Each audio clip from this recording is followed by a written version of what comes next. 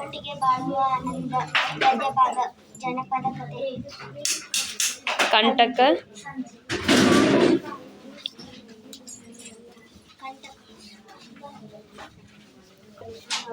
ಕೇಡು ಅಥವಾ ವಿಪತ್ತು. ಜಗಳ ಕಲಹ. ಜಂಬ ಗರ್ವ ಅಥವಾ ವನ ಆಡಂಬರ.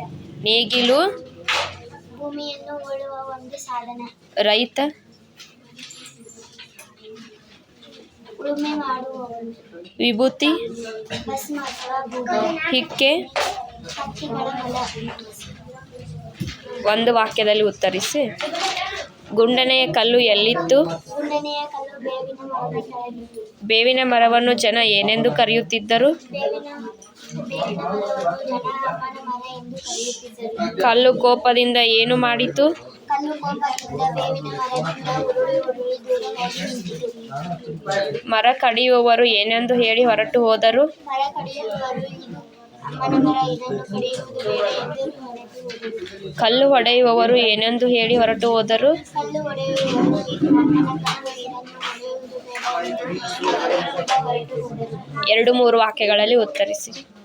ಜಂಬದಿಂದ ಬೇವಿನ ಮರ ಅಮ್ಮನ ಕಲ್ಲಿಗೆ ಏನೆಂದು ಹೇಳಿತು? ಜಂಬದಿಂದ ಅಮ್ಮನ ಮರ, ನಾನು ಅಮ್ಮನ ಮರ, ನೀನು ನನ್ನ ಕೆಳಗಿರುವುದರಿಂದ ನಿನ್ನನ್ನು ಅಮ್ಮನ ಕಲ್ಲು ಎಂದು ಕರೆಯುತ್ತಾರೆ ಎಂದು ಹೇಳಿತು. ಜಂಬದಿಂದ ಅಮ್ಮನ ಕಲ್ಲು ಬೇವಿನ ಮರಕ್ಕೆ ಏನೆಂದು ಹೇಳಿತು? ಜಂಬದಿಂದ ಅಮ್ಮನ ಕಲ್ಲು, ನಾನು ಅಮ್ಮನ ಕಲ್ಲು, ನೀನು ನನ್ನ ಪಕ್ಕದಲ್ಲಿರುವುದರಿಂದ ನಿನ್ನನ್ನು ಅಮ್ಮನ ಮರ ಎಂದು ಕರೆಯುತ್ತಾರೆ ಎಂದಿತು. ಬೇರೆ ಬೇರೆಯಾಗಿದ್ದ ಬೇವಿನ ಮರ ಮತ್ತು ಕಲ್ಲನ್ನು ನೋಡಿ ರೈತನು ತನ್ನ ಮಕ್ಕಳಿಗೆ ಏನು ಹೇಳಿದನು? ಬೇರೆ ಬೇರೆಯಾಗಿದ್ದ ಕಲ್ಲು ಮತ್ತು ಬೇವಿನ ಮರ ಮತ್ತು ಕಲ್ಲನ್ನು ನೋಡಿ ರೈತನ ಮಕ್ಕಳೇ, ಈ ಬೇವಿನ ಮರವನ್ನು ನಾಳೆ ಕಡಿಸಿ ನೇಗಿಲು ಚಕ್ರ ಮಾಡಿಸಿ, ಹಾಗೂ ಕಲ್ಲನ್ನು ನೋಡಿ ಈ ಕಲ್ಲನ್ನು ಒಡಿಸಿ ನೇಗಿಲನ್ನು ಉಳಲು ಬರುತ್ತದೆ ಎಂದು ಹೇಳಿದ. ಬೇವಿನ ಮರ ಮತ್ತು ಅಮ್ಮನ ಕಲ್ಲು ಮತ್ತೆ ಹೇಗೆ ಸ್ನೇಹಿತರಾದವು?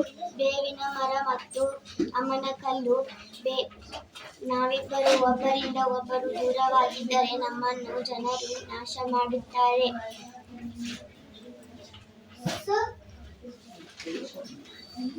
ನಾವು ಒಬ್ಬರಿಂದ ಒಬ್ಬರು ದೂರವಾಗಿದ್ದರೆ ಜನರು ನಮ್ಮನ್ನು ನಾಶ ಮಾಡುತ್ತಾರೆ ಎಂಬ ತಿಳುವಳಿಕೆ ಮರ ಮತ್ತು ಕಲ್ಲಿಗೆ ಬಂದಿತು.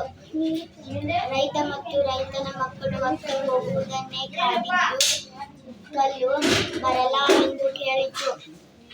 ಬರಲಾ ಎಂದು ಬೇವಿನ ಮರಕ್ಕೆ ಕೇಳಿತು. ಬೇವಿನ ಮರ ಬೇಗ ಬಾ ಎಂದು ಕಲ್ಲಿಗೆ ಹೇಳಿತು.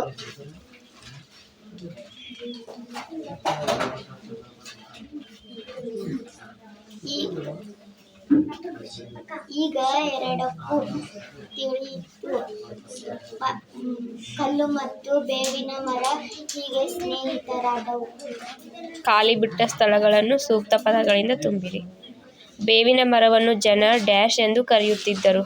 ಬೇವಿನ ಮರವನ್ನು ಜನರು ಅಮ್ಮನ ಮರ ಎಂದು ಕರೆಯುತ್ತಿದ್ದರು. ನಾವಿಬ್ಬರು ಒಬ್ಬರಿಂದ ಒಬ್ಬರು ಡ್ಯಾಶ್ ಜನರು ನಮ್ಮಿಬ್ಬರನ್ನು ನಾಶ ಮಾಡುತ್ತಾರೆ. ನಾವಿಬ್ಬರು ಒಬ್ಬರಿಂದ ಒಬ್ಬರು ದೂರವಾಗಿದ್ದರೆ ಜನರು ನಮ್ಮನ್ನು ನಾಶ ಮಾಡುತ್ತಾರೆ. ಇದು ಅಮ್ಮನ ಮರ ಡ್ಯಾಶ್ ಬೇಡ ಎಂದು ಹೊರಟು ಹೋದರು. ಇದು ಅಮ್ಮನ ಮರ, ಇದನ್ನು ಕಡಿಯುವುದು ಬೇಡ ಎಂದು ಹೊರಟು ಹೋದರು. ಕಲ್ಲು ಹೊಡೆಯುವವರು ಬಂದು ಇದು ಅಮ್ಮನ ಕಲ್ಲು ಡ್ಯಾಶ್ ಬೇಡ ಎಂದು ಅವರು ಹೊರಟು ಹೋದರು. ಕಲ್ಲು ಹೊಡೆಯುವವರು ಬಂದು ಇದು ಅಮ್ಮನ ಕಲ್ಲು, ಇದನ್ನು ಹೊಡೆಯುವುದು ಬೇಡ ಎಂದು ಅವರು ಹೊರಟು ಹೋದರು. ಎಲ್ಲರೂ ಒಟ್ಟಾಗಿ ಬಾಳಿದರೆ ಎಲ್ಲರೂ ಡ್ಯಾಶ್ ಇರಬಹುದು. ಎಲ್ಲರೂ ಒಟ್ಟಾಗಿ ಬಾಳಿದರೆ ಎಲ್ಲರೂ ಸುಖವಾಗಿ ಇರಬಹುದು.